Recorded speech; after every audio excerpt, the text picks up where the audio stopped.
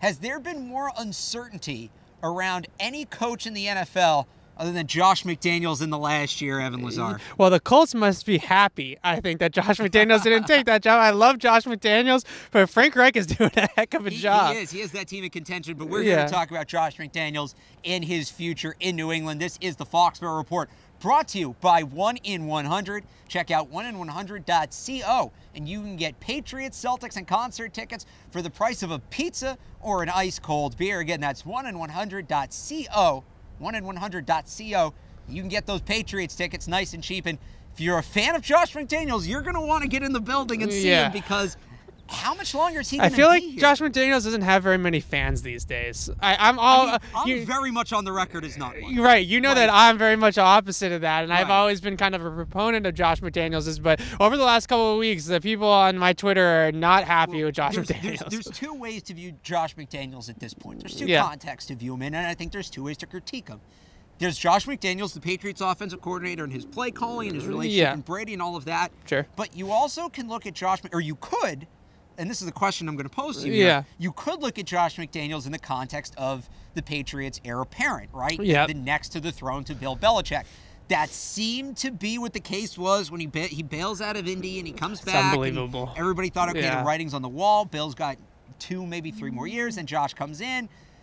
And now here we are. Josh, he's really, I think, struggled this year at times. His play calling's come into question more than once. Now he's a favorite for the Packers job. His name's been floated with the Cleveland Browns in the offseason. What's changed? What has changed from February when they just had to get him back? He had to essentially make himself a laughingstock in the NFL to come back to New England. Yeah. To now when he's a borderline laughingstock in New England. Oh God. Well, I think that I said borderline. I said borderline. All right. Well, we'll get to what our issues with Josh McDaniels at another time. But really, what I think in terms of coaching is two things. One, his hometown Cleveland Browns have Baker Mayfield now, right? And their organization, just from a roster build standpoint, is starting to turn things around a little bit. Reports were this spring that he loved Baker Mayfield McDaniels. Right. He was the Patriots' #1 player on their board, period. Offense, defense, anything. Baker Mayfield was their #1 player on their board, period. So he loved Baker Mayfield. He's from Cleveland. It's the one city that I've heard that his wife also, who's a big part of this, signed off on Josh McDaniels taking a head coaching job at. One of the rumors, we don't know how true this is, one of the rumors, right, was that she did not like Indianapolis, and yes. that's part of the reason So he has children that he's obviously takes into account very much so, and his wife, and moving them out of the, Foxborough, out of Boston area where they've kind of built a home for themselves wasn't something that his wife was crazy about, unless it was a city that they absolutely loved. Indianapolis was not on that list. Cleveland, where he's from, is apparently on that list. Imagine Cleveland. But it's his hometown. Fair.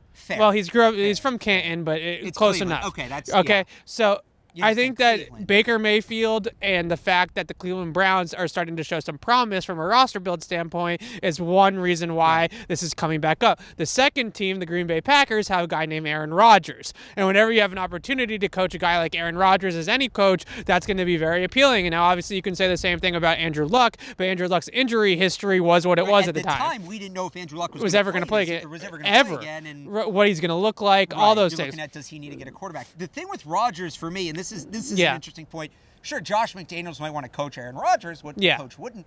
If I'm Aaron Rodgers, I don't want Josh McDaniels. Yeah. And it gets back to part of the reason I think he's fallen out of favor here. Look at some of the stuff he's had Tom Brady do. Catching passes down 14. Oh, that was one time. No, but it's not like taking the ball out of Brady's hand. We know Aaron Rodgers' relationship with the Packers isn't great to begin with. Yeah. If they bring in a coach that's going to take the ball out of just Aaron for the Rodgers' record, hand Frank now, Reich did the same thing with Andrew Luck the other day. And I thought that was a horrible. I had to remind myself that Josh McDaniels didn't end up in it. So I really think that the play calling thing has been overblown, and I'll tell you why.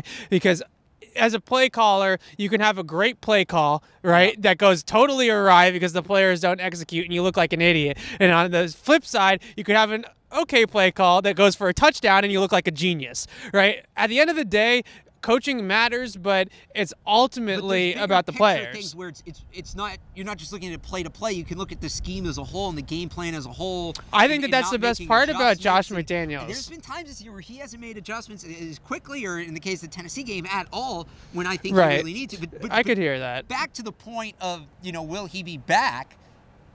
where does this leave the Patriots now? Is he going to go and be interviewing during the playoffs again? Right. Do they need to kind of look at the last couple times they've brought in a coordinator? It's generally, if they're going externally, it's somebody they bring in during the playoffs as a consultant. Yeah. Cliff Kingsbury's very hot name I know. right now. Everybody wants. He's very hot. Is that something that, do they need to start lining up the next offensive coordinator if McDaniels is going to bail? Well, I wouldn't get too crazy about it right now, and I'm sure that Bill Belichick knows way more about the situation than we do.